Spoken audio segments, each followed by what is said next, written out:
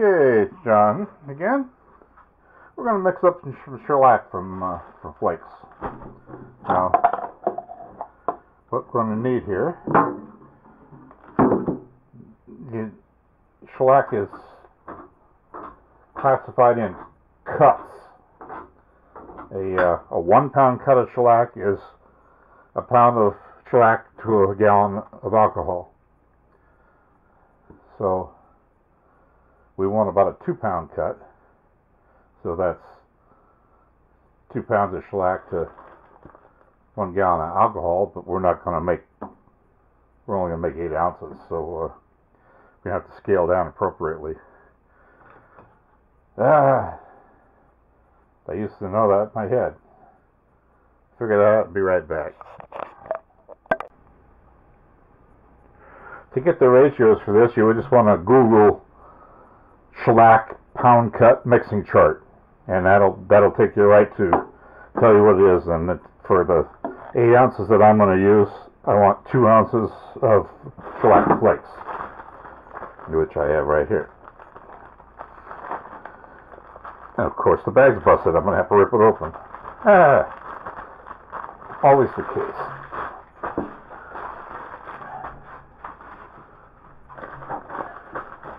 So we want to put on our scale. I don't know if you'll be able to see the scale here. Okay, now we're going to put a cup on there, which is 19 grams. But we want ounces, so... Okay, so we're going to hit the tear button, which will eliminate the weight of the glass, or plastic cup in this case.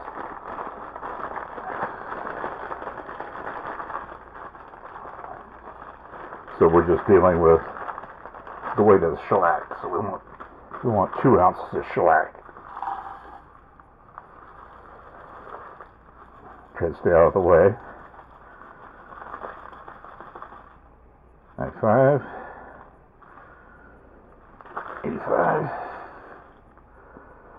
95, 2. There we go. Like, get as much air out of it as possible. And keep it in the sealed container. Now what we're going to do is we're actually going to, a coffee grinder would be great, but I don't happen to have one. So I'm going to smash mine up manually, because the more smashed this is, the smaller the pieces, the better.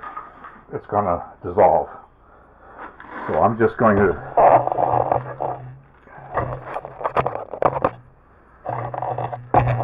rotate around here a little bit.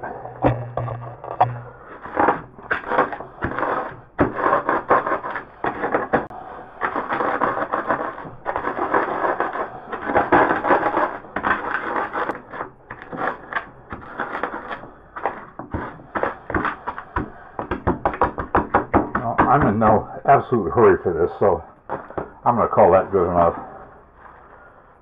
So we're going to put that in our bottle here. It's not nearly as fine as I want it, but tough.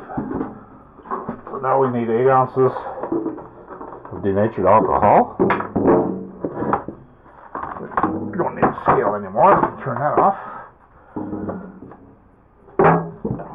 We can get our 8 ounces of alcohol, which is right up to there.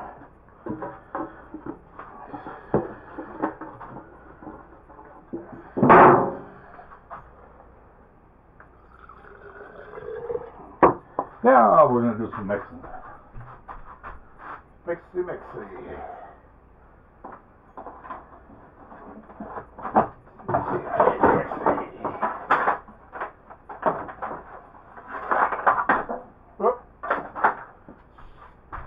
Want a nice clean stick, of course. Now this is going to take a minimum of overnight to dissolve completely.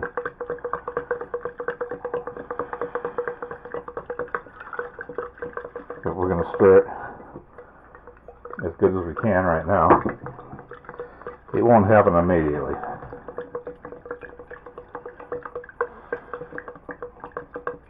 This stuff goes into suspension. You can see it doesn't do it immediately.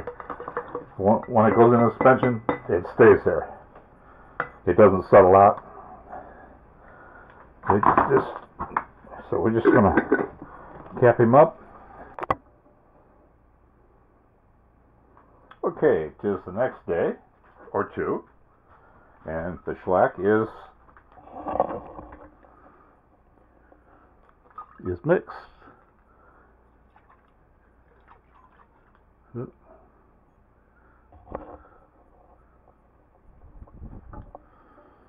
So anyway, that's pretty much all there is to making shellac.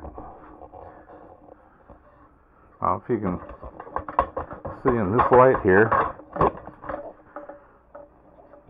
this shellac is a little darker than this shellac. And that was originally how this piece was done. It had darker here, here, and same piece on the other end. So we're going to go for that look again.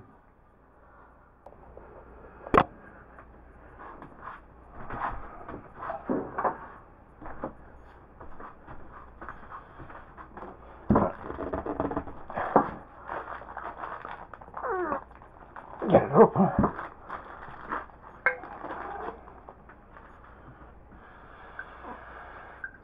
Show a little of this dark shellac on mahogany.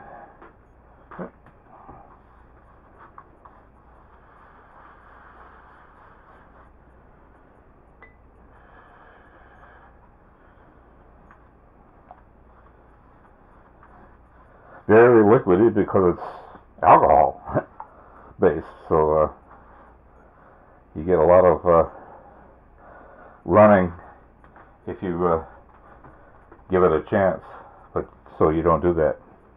Anyway, that's the first cut of shellac on that, and it's just a test piece. Now this is a 2-pound cut. It kind of use that for finishing. If you had like a 1-pound cut, you'd use for like a standing sealer. Sometimes I make it even a little lighter than 1 pound, just enough to get the fibers to raise up on the wood and seal the wood real good. And you usually want to use real blonde shellac for that, so it doesn't really impart any color to wood. Unless it's like this, you actually want it to go dark. Then of course you use dark shellac. This is called Ruby. I think this one is Ruby something or other. I'll put it away. Oh well. Anyway, it's Ruby. Extra dark or extra ruby or something. Anyway, it comes in all varying shades, from a real blonde, almost no color. It all has some minor straw color. But anyhow, that's it for shellac, I think. Thanks for watching.